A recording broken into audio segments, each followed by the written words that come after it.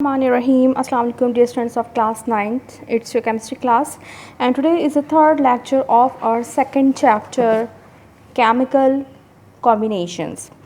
And we have read its three laws of chemical combination, which are law of conservation of mass, law of constant composition or definite proportion, and law of multiple proportions. Today we are going to read law of reciprocal proportions, and that is the fourth and last law of chemical combinations. It states that when two different elements separately combine with a fixed mass of third element, the proportion in which they combine with one another shall be either in the same ratio or some simple multiple of it. Okay जनाब, तो एक chemist mister Richard, उन्होंने 1792 से लेकर 94 तक 3 साल तक ये वर्क किया, ये स्टडी की, और उसके बाद उन्होंने ये लॉ जो है वो पेश किया, ये प्रपोज किया, जिसके अकॉर्डिंग जब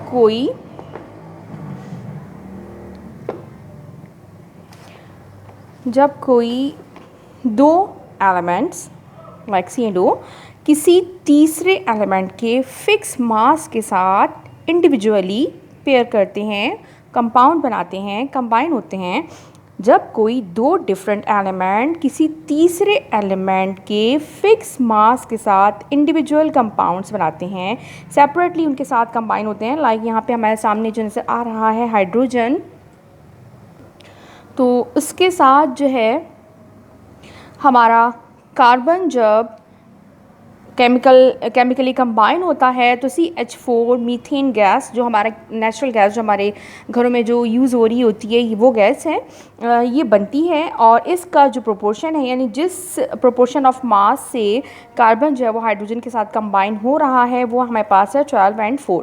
12 and 4 कहाँ से आया आपको पता है? C जो है यानी कार्बन, उसका एटॉमिक मास 12 है और हाइड्रोजन का 1 होता है, लेकिन यहाँ पे चूँकि हमारे पास 4 एटम्स ऑफ हाइड्रोजन है, देयरफॉर इट बिकम्स 4, 12:4, और इसका सिंपलेस्ट रेशो हुआ 3:1।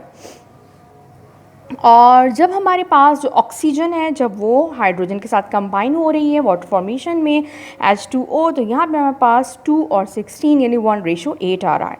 तो जब ये दो यानी कार्बन और ऑक्सीजन हाइड्रोजन के फिक्स मास से जो कंबाइन हो रहे थे, तो जिस रेशो में ये दोनों उसके साथ कंबाइन हुए थे, तो मोस्टली क्या होता है कि उसी रेशो में ये दोनों एक दूसरे के साथ कंबाइन हो रहे होते हैं, या उसी का सिंपल मल्टीपल होगा।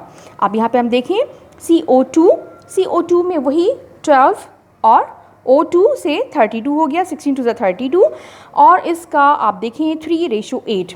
अब यहाँ पे आप देखें तो कार्बन हमारे पास 3 था, यहाँ पे हमारे पास कार्बन 3 था, और यहाँ पे हमारे पास ऑक्सीजन 8 था।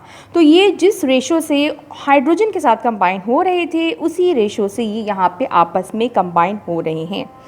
अच्छा, ये भी कहा गया है कि सेम रेशो से या फिर उसी का सिंपल मल्टीपल होगा।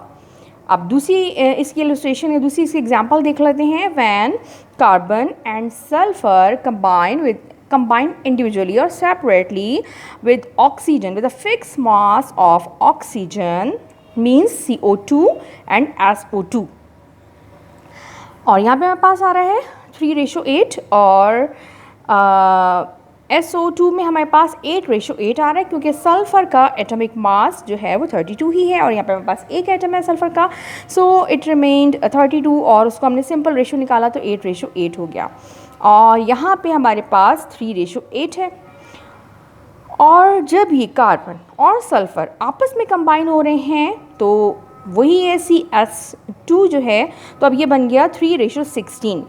अब यहाँ पे हमारे पास एग्जैक्ट 3:8 आया था ऊपर हाइड्रोजन के साथ जब ये कंबाइन हो रहा था, और दूसरे में हमारे पास ये 3:16 आ रहा है। तो वहाँ पे हमारे पास स्टेटमेंट में क्या था? स्टेटमेंट में था with shall be either in the same ratio, या तो सेम रेशो होगा, जैसा कि ऊपर हमने देखा कि कार्बन और ऑक्सीजन जिस रेशो से हाइड्रोजन से मिल रहे थे, सेम उसी रेशो से उन्होंने आपस में जो है वो बॉन्ड फॉर्मेशन की और कंपाउंड बनाया, या फिर either in the same ratio that is 3:8 और some simple multiple of it, या फिर उसी का, अगर आप देखें तो 8 2 16 होता है, या फिर उसी का सिंपल मल्टीपल होगा।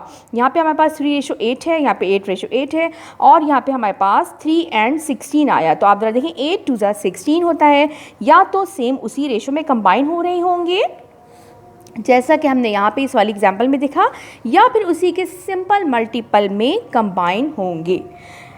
ठीक है स्टूडेंट्स, अब दूसरी वीडियो में हम इसके जो है वो एक्सरसाइज करते हैं। मैं उसके लिए आपको दूसरी वीडियो अपलोड करती हूँ, वेट कीजिए इसके लिए।